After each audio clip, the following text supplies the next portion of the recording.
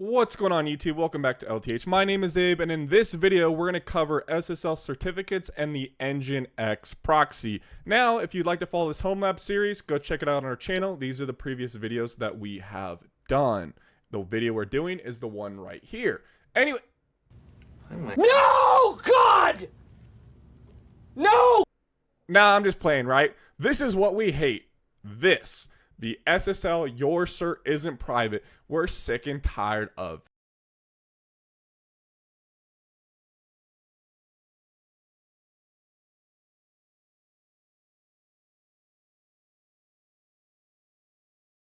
Nginx Proxy Manager to solve that problem for free using DuckDNS. So let's get on with this video. The first thing we're going to need to do is log in to our Proxmox instance and then configure a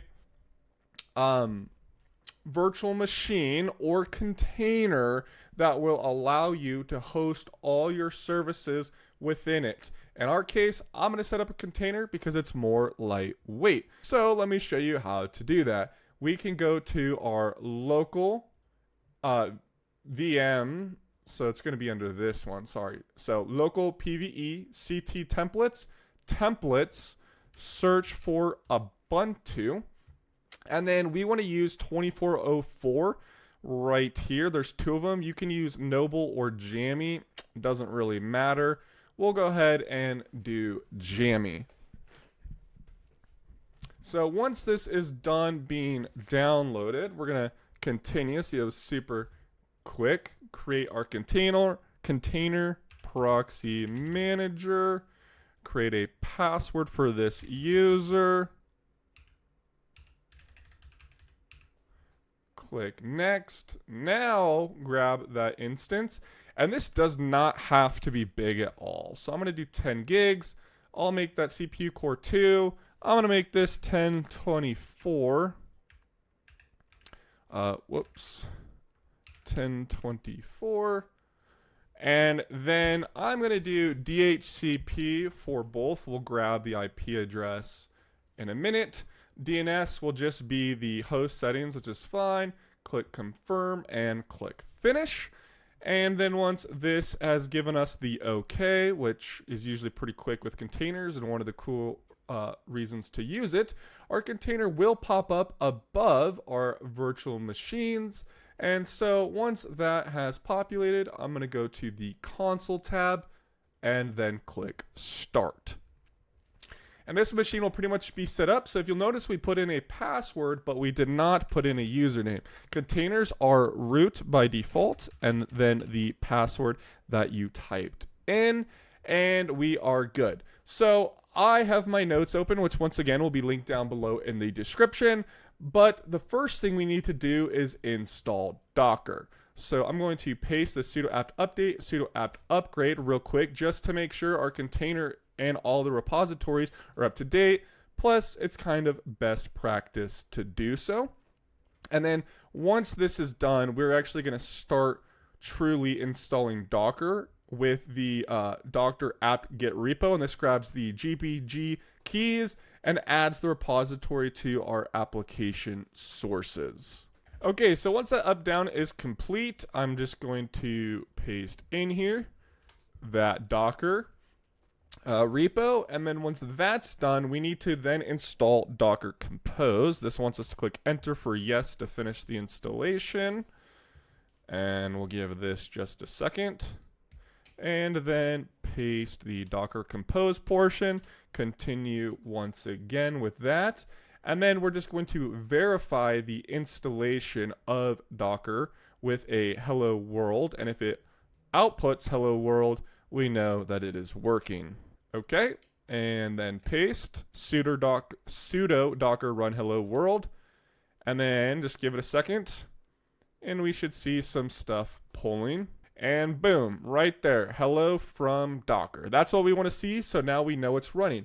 So now we're going to get into the part of actually creating or installing our Compose container for Nginx. So if I type ls, we'll see there's nothing here on this container. I click nano docker compose, that creates a file, and then I will paste our content into here. And this is the bare minimum on Nginx Proxy's documentation. There are other features and things that you could add, but in our case, this is all that we need in order to get this started. So I'm going to click Control X, Y, enter, and we are good. So the next thing we need to do is bring this stack online. We can do that with the docker compose up-d. And I'm just using the commands. I know this kind of repeats itself. If using docker compose plugin, click enter. So that'll kind of get you for either one. And then we're going to see now it's downloading the actual compose file criteria, right? And so once that is done, we will be able to go to the IP address of this machine, log in, and then continue with this process. Okay, so now that's complete. If you read their documentation, which will be linked on my website, including our tutorial, you go to your container's IP address. So I'm going to do IPA and find our IP address, which should be right here. And then it'll be port 81. And we are here. So the login is also in their documentation, but it is admin at example. If I can copy this properly. Admin at example, and then the password is change me. And we can log in, and then it is going to ask us to change this. So in our case, I'm just going to do our test email address right here. Paste that in, click save. And then it's going to ask for our current password, change me.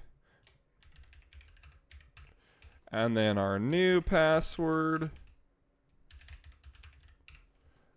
And click save. Okay, so now we're in. The next thing we need to do is actually be able to get a cert for our websites so we can force TLS. We are going to use DuckDNS for free to do that. So you're going to click sign in with your Google account or whatever. I'm going to use my Learn to HomeLab test. Click continue. And then in here, it wants me to complete a CAPTCHA because it thinks I'm fake. So I'm going to type in a subdomain, and then it will be .dns.duckdns.org. If you have your own IP, you can use that. I just wanted to show a free option. And so here I will do subdomain, let's say learn, because LTH, like learn to HomeLab. So we'll do learn and see if that works. It might be taken. So it is taken. So I'll do learn LTH, or you know what, to make it roll off the tongue, LTH learn, and click add domain. So that one is not taken. And in this box that I have blurred out is my public IP address. What you actually need to do is change this to your private IP address. So in our case, that is right here.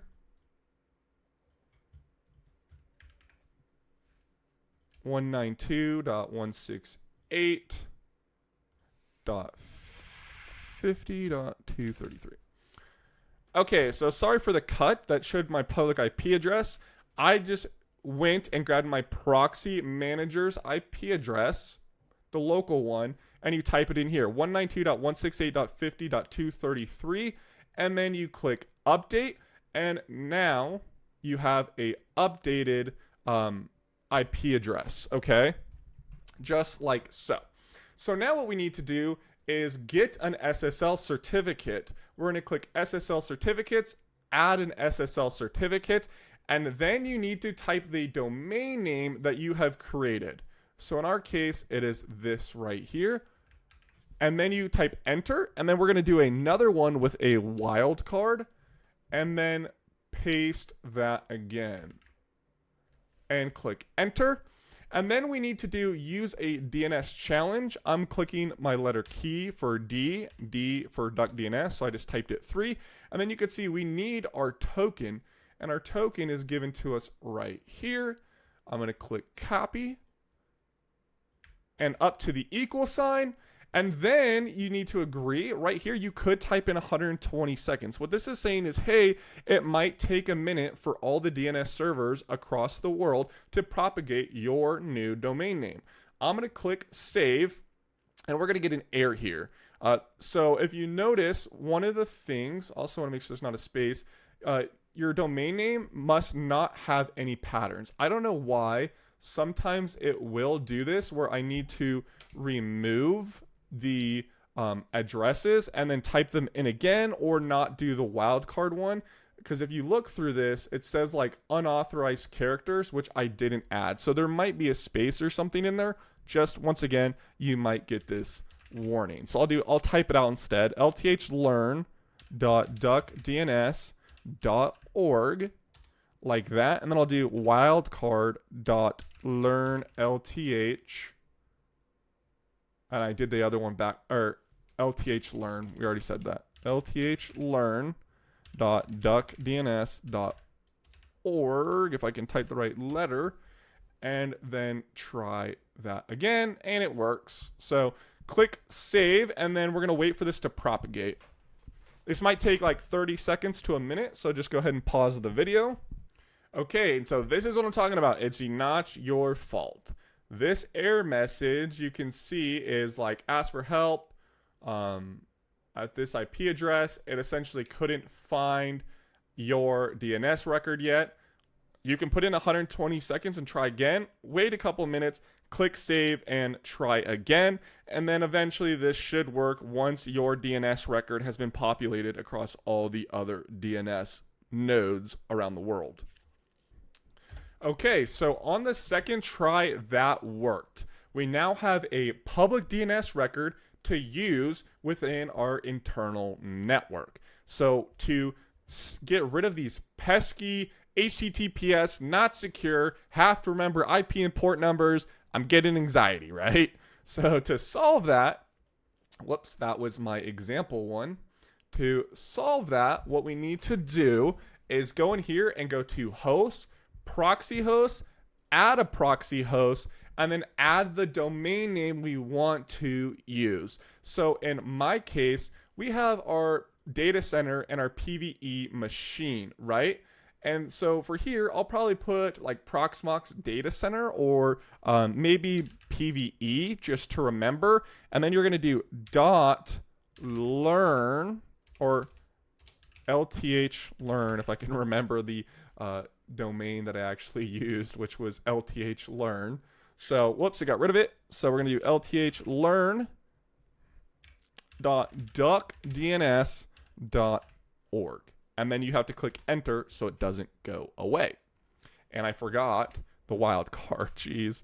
pve.lthlearn.duckdns.org.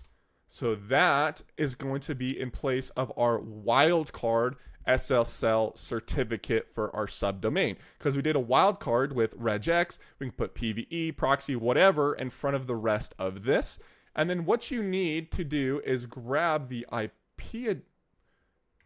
Geez, this is a struggle video. Grab the IP address of your machine, and because Proxmox is HTTPS by default, you need to switch your scheme to HTTPS. Most other things you've hosted probably will be at HTTP. Why is that 8006? Didn't want me to use my numpad. Okay, and so now we need to go over to SSL certificates tab, click the wildcard / our main thing, force SSL. You can type HTTP support. I also wanted to mention some websites support WebSockets, so you may need to turn that on. Like if features aren't working, you can't edit things, you can't copy through like code blocks, or certain things may not work, you may need to turn on WebSocket support because the application uses that. And I'm going to click save. Now for some of you, this might work right off the bat when you click this PVE. and then it will resolve. In our case, because we're using OPNsense on our network, it does not do that. So we need to create a wildcard entry in our unbound DNS. So, or on your own router. It may just work for you, so you could stop the video right here. Okay, sorry for the cut. Once again, I was trying to avoid showing my public IP address. And so what you need to do is log into OPNsense, go to Services, Unbound DNS, Overrides. In here, my overrides, you can see I already have one that I've tested out. So we can kind of take a look at this, and it's going to be the wildcard once again at your domain, and then the IP address of your proxy machine, okay? Of your proxy host. So I'm going to open this. Host is going to be a wildcard. The domain is going to be that learn, LTH learn. I'm doubting myself every day. LTH learn, okay? We're here. LTH learn at .duckdns.org. There we go. And then the IP address is of your proxy machine, like this, because it needs to go, hey, where do you want me to find the records? Well, the records are stored right here, and you need to get rid of all of that information. And then the description can be whatever you want. Proxy manager for LTH videos. And then click save and apply.